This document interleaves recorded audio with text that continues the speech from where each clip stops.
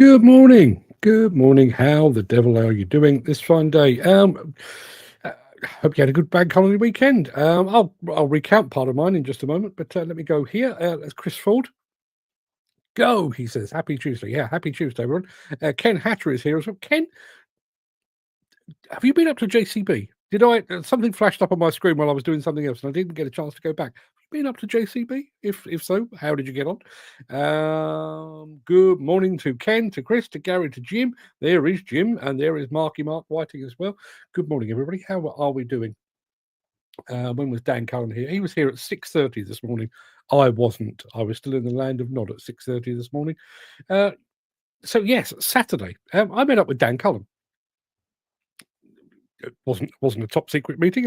Nothing I can't tell you, but I can tell you this: he did inspire today's morning monologue. We had a proper chinwag about the state of the construction nation. Did we fix it, Dan? I don't think we did, but it did give me plenty of food for thought. And I came away, made a few notes, and then sat down yesterday while I was feeling a little bit under the weather, and I wrote today's morning monologue, which is all about consequences in construction, or rather the lack thereof. Tell you more about that in a moment. Jonathan Duras is here as well. He says, "Morning, folks," and Ken Hatcher. Yes, Ken actually was. He was at the JCB Groundworker Day yesterday. Fantastic stuff. And Jim saying exactly the same thing. Was the groundworker show at JCB over the weekend? How well, no great surprise. Ken says it was a fantastic day out. JCB do look after their visitors extremely well. What were you actually playing with? Let me know. What machines were you playing with? What systems were you playing with? Love to know. Dan Cullen says we didn't fix it. It was a fantastic day. Thank you, Mark. Not a problem at all, Dan. He left with a big bag of goodies, which I'm sure he's probably sporting today, or possibly not. Yes, all of those goodies were as a result of his various wins of the Mystery Machine. We're going to be doing that again in just a moment. But without further ado, let me roll the intro, post the question of the day, and get this show on the road.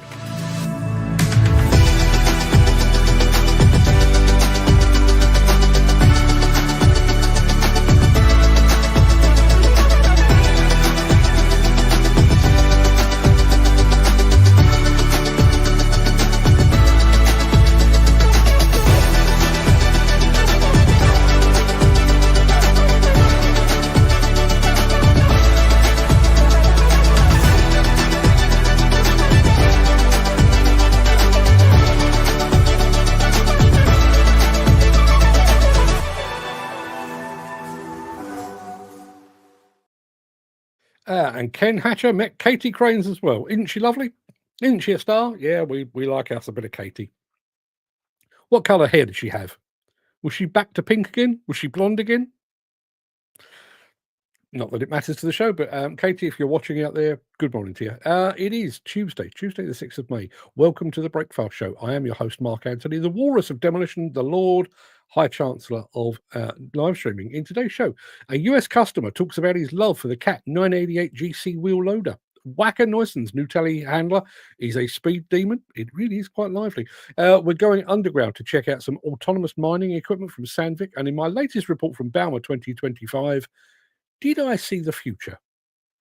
Plus, as I've already indicated in my morning monologue today, and thanks to Dan for the inspiration, construction's lack of consequences. But before we get to all of that, we do have the small matter of today's mystery machine that we need to attend to. So let me play you this.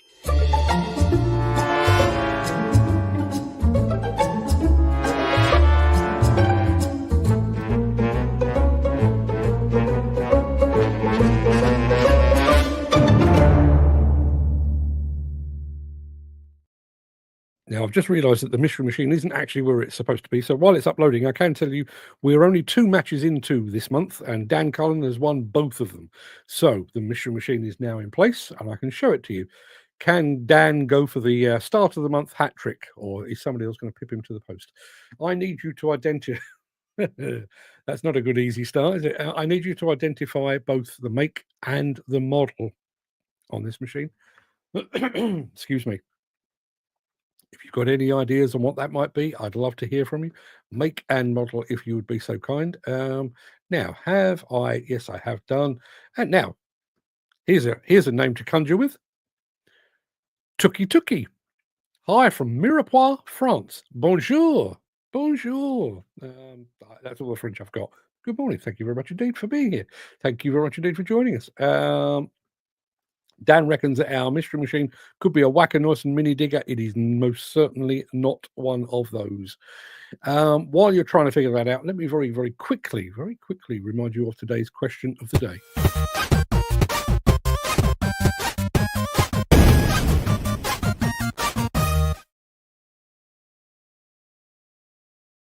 So yeah, while I was feeling a bit under the weather yesterday, I thought I'd have a bit of a play around with ChatGPT to come up with a new list of questions of the day, possibly taking things off at a bit of a tangent. And I was all ready to start using them. It's come up with some good ones. But last night, Gary Muirhead sent me an absolute belter. So our question of the day today does come from Gary, and his question is this: what is the best opening line to a song? I have to admit, when he sent it through, I sat there and I thought, I can't actually think of any opening lines. And then the first one that came into my head, at first I was afraid, I was petrified, from I Will Survive by Gloria Gaynor. I thought of Do You Know Where You Are? You're in the Jungle, Baby, from Welcome to the Jungle by Guns N' Roses. But the one that I want to settle on, I actually think this could be the greatest opening line to a song ever. Hello, Darkness, my old friend, from The Sound of Silence by Simon and Garfunkel. Has anybody got any better opening lines to a song than that? Let's have a look. Let's go back to the Mystery Machine, which currently looks like that. We've had Dan Cullen go for the Wacker Neuson mini digger. It's not. Jim Turner reckons it could be a Hyundai 3.5 ton mini excavator. It's not. Jonathan Duras going for the Airman mini excavator. It's not. It's not even a mini excavator. It's a bit bigger than that. There's a little bit more. Does that help? And good morning to Dimarex over in Turkey, just joined us. And Tartan Properties are here as well over on Instagram. Keep the guesses coming in on the Mystery Machine. Don't forget, we're looking for great opening lines to songs. While you're doing that, we'll be right back after this.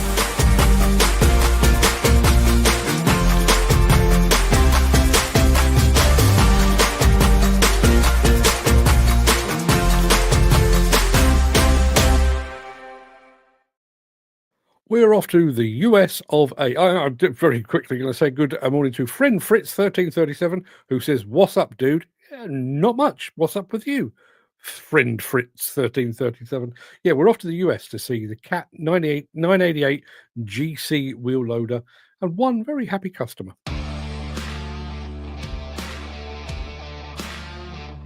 The most valuable thing I can think of would be the simplicity of the machine.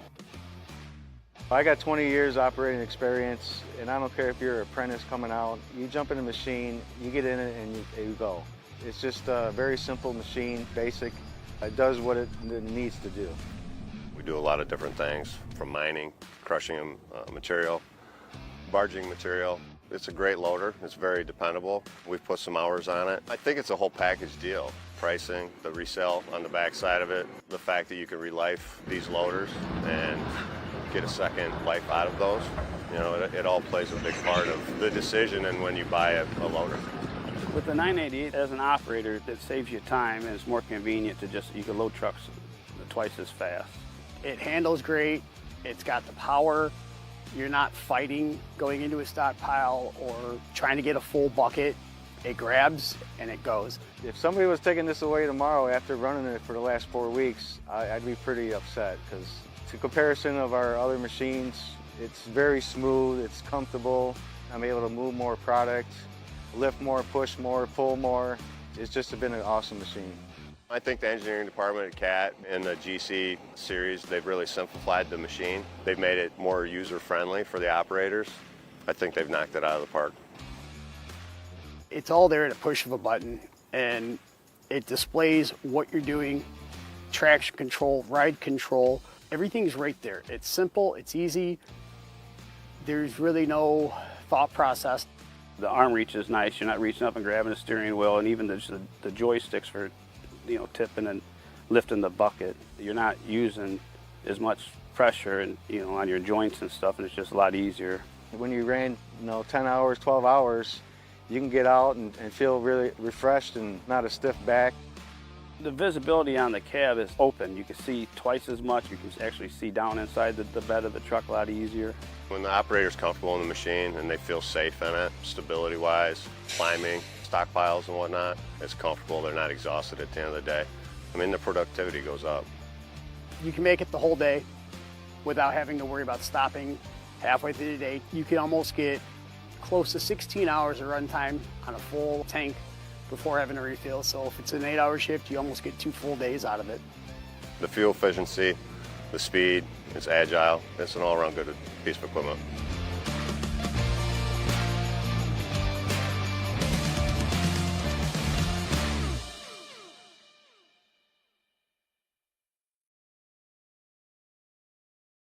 Cracking piece of kit. Now, mystery machine. We've got some obscure guesses here, I tell you. Let's have a look. Let's go back to here. That's not very obscure. Dan Cullen going for the JCB 220X. It's not. Jonathan Duras going for the Cabelco SKL 85R side drain. Not sure what that is. I'm going to say a very quick good morning to Gary Muirhead. Morning, Gary. Thank you very much indeed for joining us. And he does come back with a guess in just a moment. Let's have a look. No, he doesn't. It was Dan coming up with this. He reckons it could be a Mastenbrook 2615 drainage machine. It's not. Chris Ford reckons the mystery machine could be a Cabelco SKL or an SK140 rather, knuckle boom. It's not. Chris has also gone for the 914D LCR from Caterpillar. It's not. Let me show you a bit more. I tell you what, let me show you 2 bits more. There you are.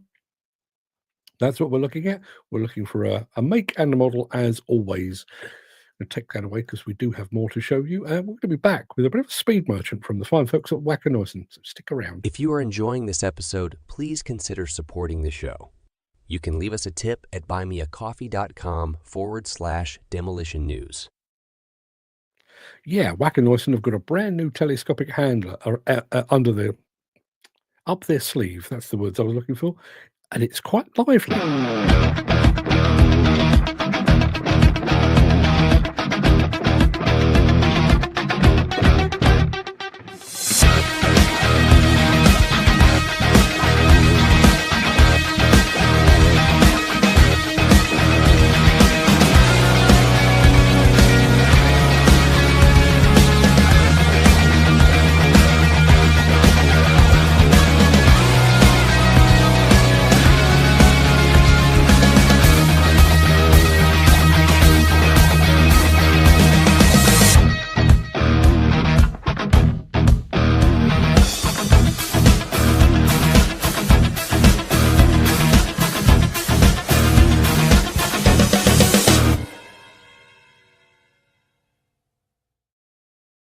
Very smart indeed.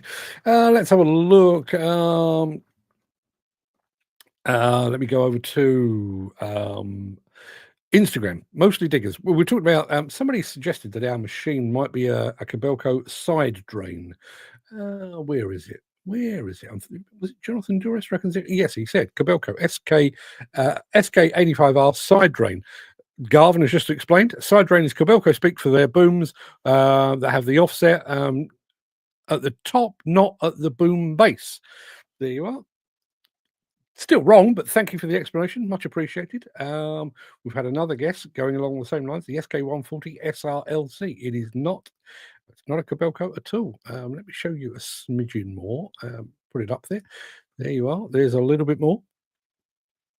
Any thoughts on that? This won't help you at all because I haven't shown it to you yet, but I did do a tour of this company's stand at Balmer. I'm going to be doing that in the next few days, actually. So if you've got any guesses, please make a model if you would be so kind. In fact, stop right there. Don't do that because we've actually got a winner. We've got a winner. I'm going to say very quickly, good morning to Rapalo IT over on Instagram. If that is my mate Pasquale, good morning to you, my friend. Buongiorno is what I'm after. Chris Ford has come up with the right answer. It is, in fact, a Sumitomo SH145XU-6. Chris, you're on the money, my friend. And just to prove it, here we go. There you are. It is a Sumitomo. Chris Ford gets his name in light. So He won I think he won the last. He did. I'm just looking at it. He won the last competition of last month, and he's now won the third of this month. Dan Cullen, you have a new competitor. I'm yet to win a damn thing. Dan Cullen is also magnanimous in defeat, saying, "Well done, Chris." Yeah, well done indeed. It was a bit obscure, but well spotted, sir. Well spotted indeed. We're going to be right back in just a moment. We're going underground and we're going autonomous. Right after that. Since the finance bill came into effect in April, the construction industry has seen a surge of fuel thefts. The rising cost of living has placed an additional risk of theft by employees and contractors, as well as opportunistic thieves. By using diesel dye and placing warnings of its use, you are sending a clear message that this is your fuel.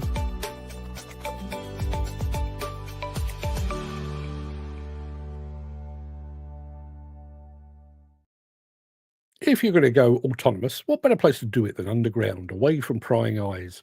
Like this. What if problems could solve themselves? Well, they already do, and in real time. With Short Interval Control Level 6. A fully autonomous, self-optimizing, and self-correcting system for seamless block caving. Orchestrated by the latest technology in the business in a closed loop, where every part of every operation work in the safest and most effective way.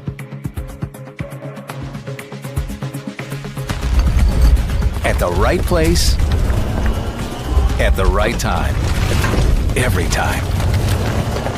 The future of autonomous block caving is right here and right now. Experience the power of true autonomy.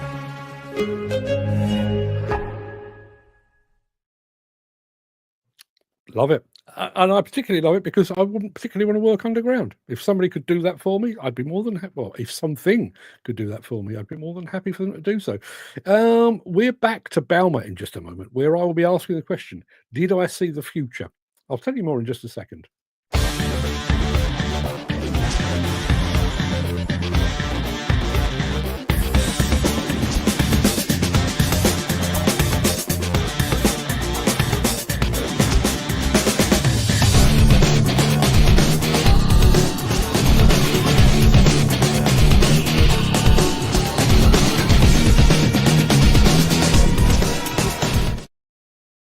So on the penultimate day of Balmer 2025, I took myself off. I took myself off upstairs on the Bobcat stand, where they very kindly laid on an influencer room, just a room with some drinks and some hats and some, basically a bit of a quiet area. Broke out the video camera and decided to talk into it about some of the things that I'd seen.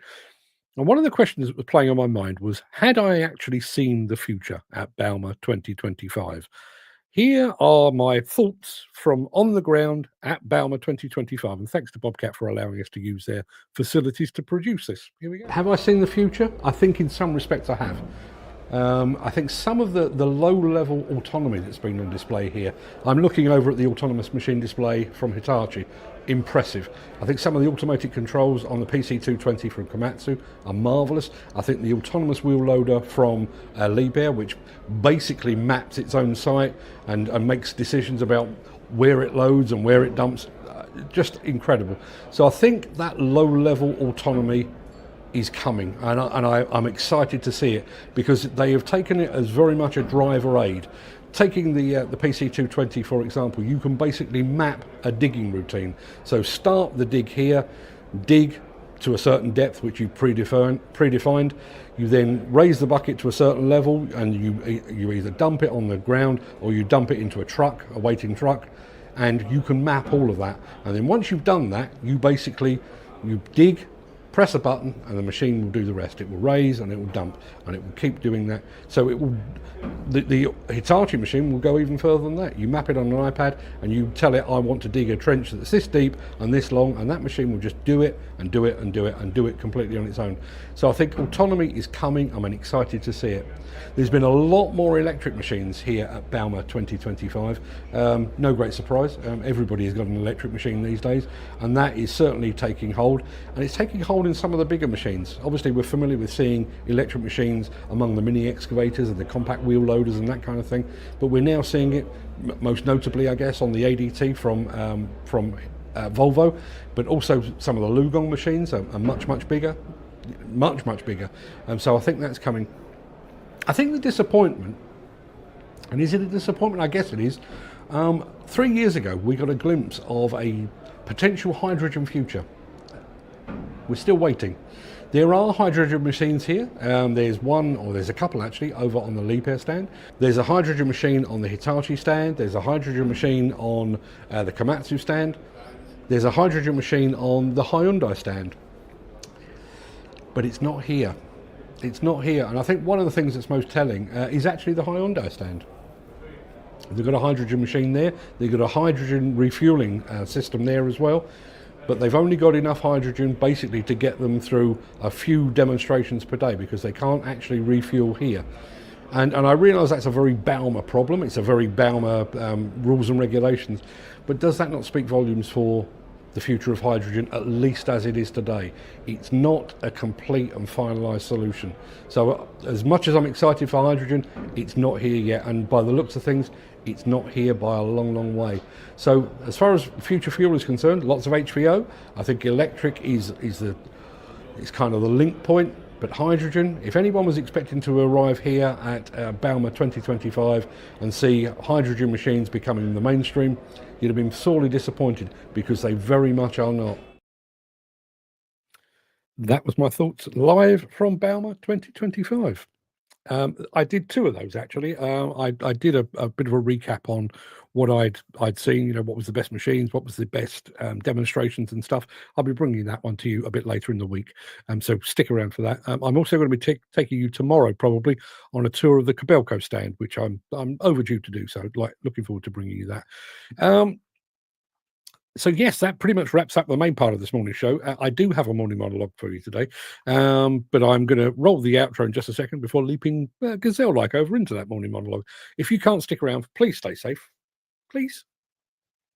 If not for me, then do it for yourself. Stay safe, look after yourself, your family, your friends, and your colleagues. I hope to see you again very soon. But if you do have the time and the inclination, I will be back immediately after this thing that I'm about to play you with my morning monologue, as I've already explained, inspired by Mr. Cullen. And Jonathan Duras says, I do love the look of the next generation Komatsu excavators.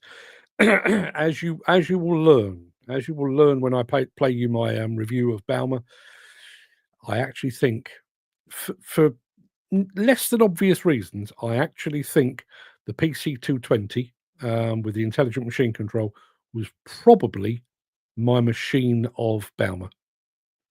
Yeah, really was. Dan Cullen says, I'll be listening and I'm back to work. Not a problem at all, Dan. Listen, you might hear some of, I don't think I've actually said anything that you said, but you get the idea. You'll remember some of this conversation. So back after this.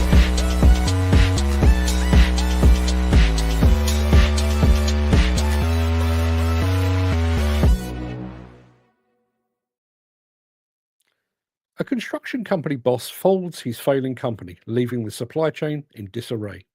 Workers unpaid, scaffolders chasing invoices, plant hire firms stuck with damaged kit and no recompense. And just when the dust settles, he reappears. New logo, new name, same game, same man. He reemerges without a scratch, as if the chaos he left behind was someone else's doing. No shame, no apology, and no remorse. A demolition worker who doesn't show up. No message, no call. Just a machine sitting idle, its engine off, its potential squandered. An entire crew down to half speed because one man couldn't be asked. No formal warning, no deduction. He's back the next day, joking like nothing happened. And somehow, he keeps his job. A civil engineering project, sold at one price, pitched to win. Now it's ballooned. 30, 40, even 50% over budget.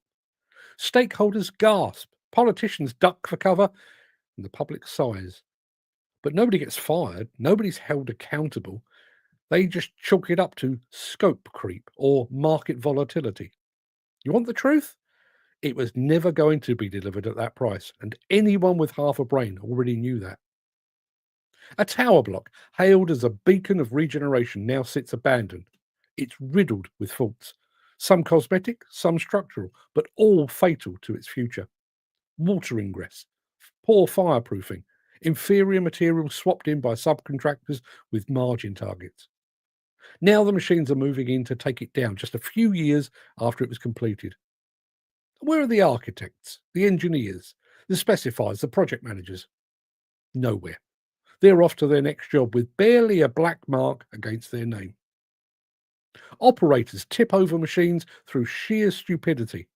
Engines seized by those who've never checked the oil, never let the system warm up, didn't give a damn. A £500,000 excavator wrecked, not by accident, but by neglect. They smile sheepishly, shrug their shoulders, and what do they get? A slap on the wrist, a toolbox talk, maybe a few days off site. We don't talk enough about the ones who show up drunk or high. You can smell it even before they speak. Slurred words and glassy eyes. The dangerous swagger of someone who believes they're untouchable. Sent home? Yeah, sure. But back again next week? Yeah, probably. Or his employer lets him go and he's back in work with another firm 48 hours later. No proper testing, no disciplinary action, no black mark against their name. What about the company that wins bids by undercutting everyone else? Their prices make no sense. Their competition scratches their heads, but the client signs anyway, dazzled by the cost savings. Then come the cost-cutting measures. Cheaper materials, fewer safety checks. Corners aren't just cut, they're obliterated. But who's surprised? They couldn't make a profit on those original numbers unless they cheated the system. And yet they'll be on the short list. Next time too, because the client doesn't care about ethics, they care about the price. And let's not forget about the companies caught with their fingers in the cookie jar, committing fraud. They get hit with fines. A few directors might have to take a back seat for a while, but they're not just back on tender lists. In many instances, they were never off them. Their trade association throws up its hands and claims there's nothing they can do. So the companies retain their membership and, more importantly, they maintain an aura of credibility. And you know what all of these stories have in common? It's not just that they all belong to the demolition and construction industry. It's not that they all point to failures. It's that no one pays the price. It's that there are no consequences. We're an industry addicted to amnesty, a sector where failure is tolerated, even rewarded, where screw-ups don't end careers, they just become stories for the pub. There is no culture of accountability. There's a culture of covering your arse, of shifting blame down the chain, of turning a blind eye until the next disaster. And when that disaster comes, we act shocked. We write new protocols, and then we go back to business as usual. We blame the weather. We blame human error. We blame market fluctuations. We say lessons will be learned, but they never are. There are industries where incompetence means expulsion. If a surgeon makes a mistake, lives are at risk and careers are over. If a pilot gets drunk before a flight, they never fly again. If a police officer falsifies a report, they face a tribunal. But here, in demolition and construction, a man can cost the company thousands, endanger his team, destroy equipment, or abandon a job altogether and be back on site within a week. And we wonder why this industry has a bad name. We wonder why new talent doesn't stick around, why clients don't trust contractors, why insurers raise premiums and the media paints us as cowboys. We did this to ourselves. We let the slackers slide. We let the reckless and the feckless roam free. We let the chancers get rich while honest companies collapse. Because when it comes to standards, we have no spine. I'm not talking about one mistake. Everyone makes mistakes. I'm talking about repeated patterns of failure, willful negligence, corruption, exploitation, and yet no one is ever truly held to account. Trade associations are scared to intervene. The employers are scared to fire. Regulators are understaffed, and everyone's terrified of litigation. So we do the worst thing imaginable. We do nothing. We act like this industry is too big to change, like it's built on chaos and always will be. Cowardice cloaked in high vis. You want to fix construction, you want to fix demolition, start with consequences. Make safety violations hurt, not just in the bank account, but in the hierarchy. suspend people, fire people, make examples of those who take the piss out of the system, and then reward those who care, promote those who lead, back those who speak up. You can't build towers on quicksand, and you can't build an industry on complacency. We've got some brilliant people in this game, skilled people, proud people. They deserve better. They deserve to work in a sector where the rules matter, where showing up on time, sober, prepared, and competent isn't optional, it's expected. And if you can't do that, if you won't, then there should be consequences. Because right now, failure is a revolving door. Bad companies rebrand, bad workers resurface, bad decisions get buried under excuses. But one day that complacency will come home to roost. And when that happens, don't say nobody warned you. Don't say you didn't see it coming, because you did. You just didn't care enough to do anything about it. And that is the real consequence. Thanks for the inspiration, Dan. As you can tell, the conversation was broad and a bit ranty. There he is, Dan saying, well said, yes. No accountability, no lessons learned, but no one is held responsible. It's the people that do a good job that pays the price, and they don't fit into the company. Yeah, absolutely. Absolutely. How many times have you seen it? And some of it is really, really seemingly inconsequential, where you've taken on particularly agency workers. I think that there is a bit of a thing there with agency workers. You take on agency workers. By the way, good morning, BT Plant. So I was just seeing you over in the chat. You take on agency workers. You need 5 for a Monday morning start. You've booked 5. You've checked their cards. Everything's all hunky dory, and you are ready to roll. You're ready to make a start on this new project that you've got. And Monday morning rolls around, and out of the 5, 2 turn up, and on the Tuesday, 1 turns up. How are you supposed to make a living out of that? How are you supposed to keep projects on schedule if that is the case? It's hard. And then you go further in. You know, I mean, how I said this to I can't even think who I was talking to. But the very fact that we have an expression in the industry, snagging. We all know what snagging is, where you have to go back and put right what should have been right in the first place. If things are being done wrong that often that you actually have a term for putting them right, surely at this point somebody should take a step back and go, I think we've got an issue here, fellas. I think we've got an issue. Fraud. We've seen instances of fraud in demolition, in construction, in various other bits of the sector. And yeah, there have bit fines, which are hefty in some instances. Yes, we have lost 1 or 2 directors, although is anyone checking if they're not pulling the strings? Bit like a football manager sitting in the stands, but in radio contact to tell everyone what to do still. But those companies, I mean, I've already reported on this. Was it 5 of the CMA 10 are on a government framework 2 years after they got fined? How does that make any sense? Where are the long-term repercussions? Where are the consequences? There are none. And it was Dan saying, it was me that talked about snagging. Yeah. Anyone remember there was a John Travolta, Christian Slater movie back in I would guess the late 80s, early 90s, called Broken Arrow, where John Travolta goes rogue and steals a nuclear missile. And somebody says in the presence of Christian Slater, we've got a broken arrow. And he says, I don't know what bothers me most, the fact that we've lost a nuclear weapon or the fact that it happens so often we have a name for it. That's snagging. And listen, I've seen this firsthand. I bought a house off plan. We watched it being built and moved in, and we endured literally 6 months of snagging. And some of it was, just bits and pieces that didn't quite fit flush and stuff like that.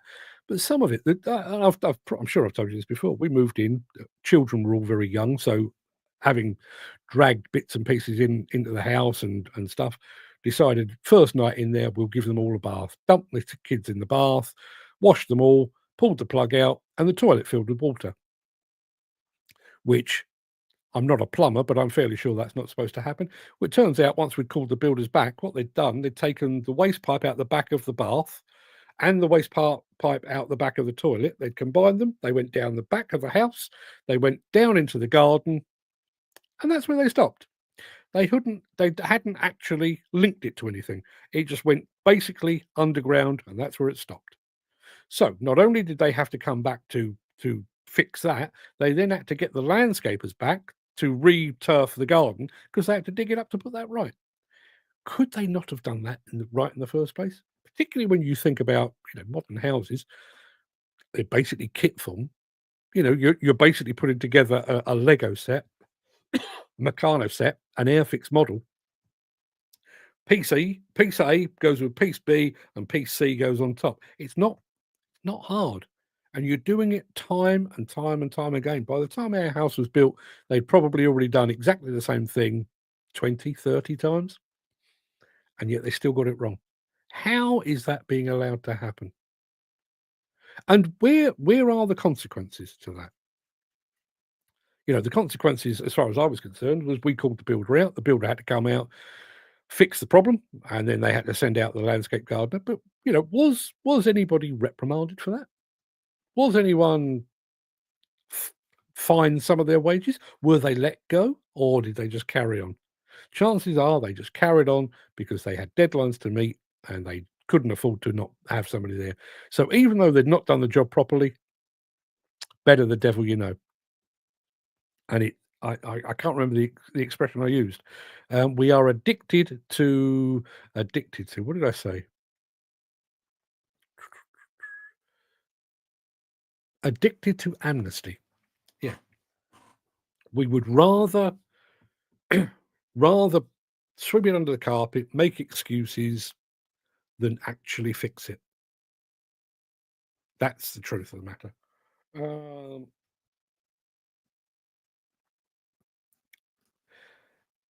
Look on the Derbyshire Times newspaper website and read about new house snagging list on a site at Craic.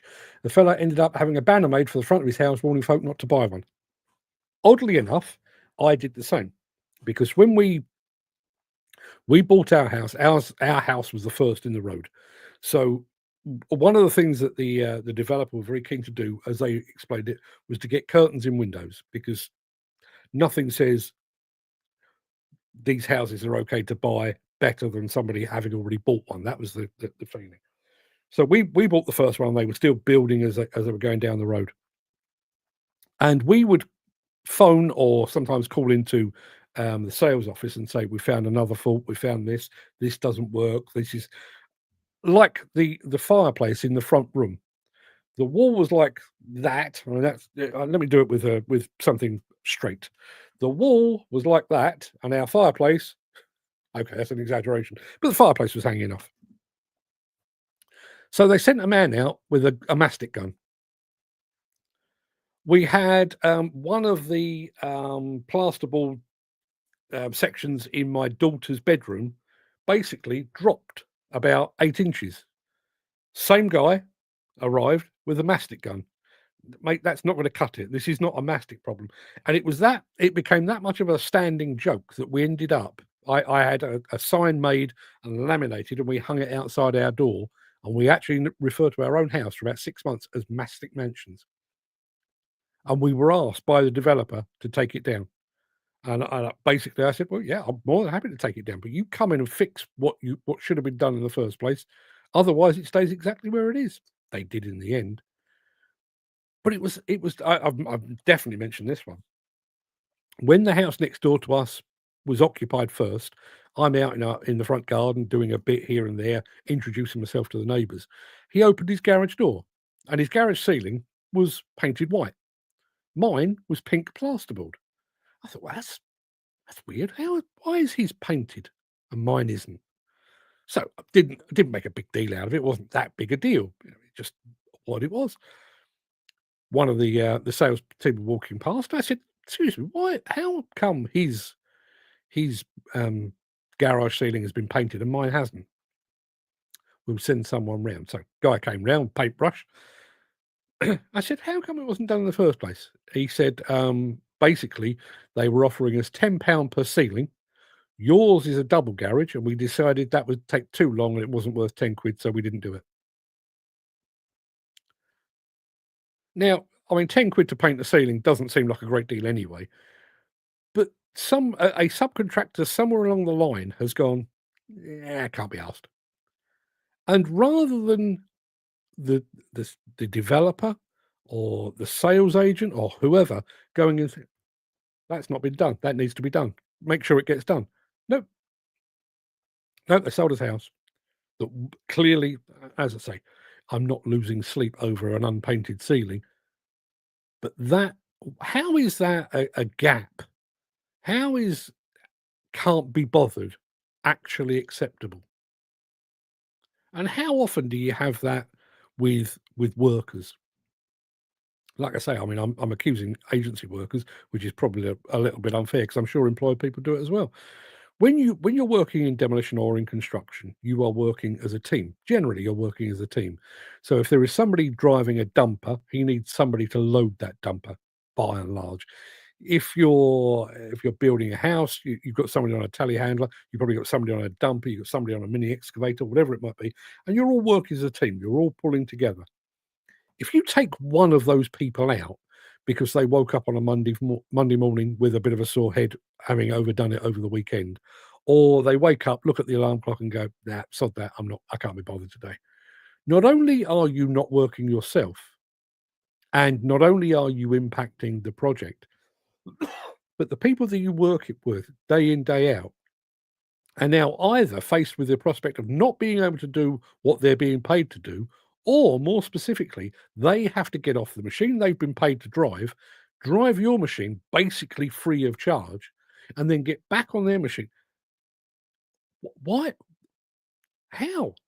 Why is that allowed to happen? And if you take that, and if you take drugs and alcohol, this is a subject we've talked about so many times. If you turn up on site on let's say you went out on a lads' night out on the Wednesday to watch the football, been down the pub, you've had way too much. You've turned up the following day, still the worse for wear. You walk past your site supervisor who catches a whiff of the lager on your breath and he says, "Not today. In fact, this is the 4th time I've said this to you. You're fired. You're out of here. Get your gear and piss off." You know full well that a couple of phone calls, chances are that guy will be back in work the following day. That repeated drunkenness, that repeated turning up for late, that repeated not turning up at all, will not travel with them. It doesn't appear on your competence card, doesn't appear on your reference, because a lot of it is still done by word of mouth, and you can be a bit selective about who you get to check, who you get checked to make sure you're a competent person. There are no consequences whatsoever. And that you can point to all of the faults within the industry. Is the HSE fit for purpose? Probably not. Is the CITB fit for purpose? Probably not. Are the trade associations fit for purpose? Probably not. But this is on us. This is construction companies and construction workers themselves. This is a problem we have built for ourselves. And not only have we built it, we continue to push it. We continue to allow it to exist because we don't deal with consequences, not ever. Even things like the CMA investigation, 60 million quid in fines. It's hefty. I think it was 4 director bans. Fine. But that wasn't just 4 people involved in that. There would have been dozens, 30, 40, 50 people maybe. Now, okay, responsibility passes upwards in business, so maybe the directors are the ones that take the fall.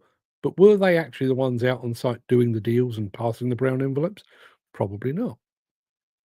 So what happened to them?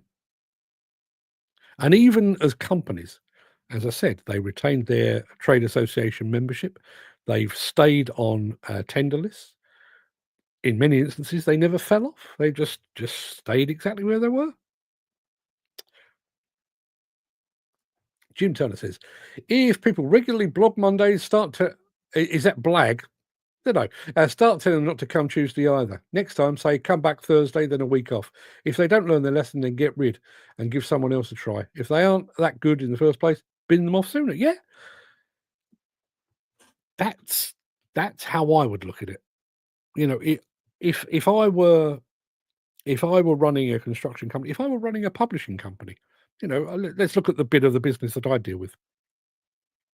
If I'm putting out a magazine once a month and I'm relying upon 2, 3, 4, 10 freelancers to contribute material to that, and one of them says, not a problem, Mark, I'll have that 1,000-word article to you on Monday morning. And Monday morning arrives and it's not there, nothing on Tuesday. You phone them on the Wednesday and say, where is it? Oh, no, I'll get it to you. Thursday rolls around, still nothing. How long are you going to put up with that? Personally, one strike and you're out, and then that's it. Job done. Because I can't delay my magazine. I can't delay my website. You know, I have deadlines to meet, and you are preventing me from doing that. So you've had one strike. That's it. You're done. Blobbing means not turning in without a genuine reason. Is it right? Okay. I've never heard that before. Dan Cullen says, what about people that go home and have a dozen cans of beer after dinner, and yet when they fail drug or alcohol test on site, they're allowed to leave the site by car? Dan, you actually mentioned that on Saturday. I wish I could have worked that into the article. Yeah. How about that? Now, I realize that a construction company or a demolition company's primary concern is the site. You know, what takes place within the holding, in other words. But one of your workers turns up and fails a drugs test, or is quite clearly under the influence of booze. So you send him home in his car. Is that right? Now, I don't suppose legally you are allowed to confiscate his car keys. Morally, it might be a good idea, but we don't. We just send them on the way. You know, go back the way you came, and we'll see you in a couple of days when you've slept it off. Is that a good idea? And as I say, even if that person takes umbrage and decides that's it, I quit, or you end up firing them, they'll be back in work in next to no time probably with a rival company, and their previous misdemeanors and failings will not travel with them. And so we end up with this never-ending cycle of misdemeanor, no repercussions. Misdemeanor, no repercussions. There you are. That's my thought for the day anyway. I'm going to love you and leave you because my wife is back home tomorrow and I've got a bit of tidying up to do. Didn't have a party over the weekend or anything like that, but the house is tidy for a man, but not tidy for a woman. Those of you out there that are married, you'll know what I'm talking about. You'll know exactly what I'm talking about. It's Mark tidy. It's not Ruth tidy. There's a big difference, apparently. I'm told that quite a lot. I'll be back tomorrow with yet more of the same. I'm talking insecurity tomorrow. In the context of work and stuff. Insecurity. That'll be the subject for tomorrow. If you fancy tuning in for a bit of that, please do. That morning monologue will be available over on LinkedIn and on our Substack as well, the address of which, let me share that with you. There you are, Demolition Insider. You can go and check that out. If you'd like to read what I said, you can do that. Share it with your friends and family if you see that, if you're that way inclined. Till then, everybody, have a fine and fantastic day. Welcome back. I hope you enjoyed your bank holiday. We didn't do much in terms of opening lines to songs. Turns out it was a great question, but only I had the answer.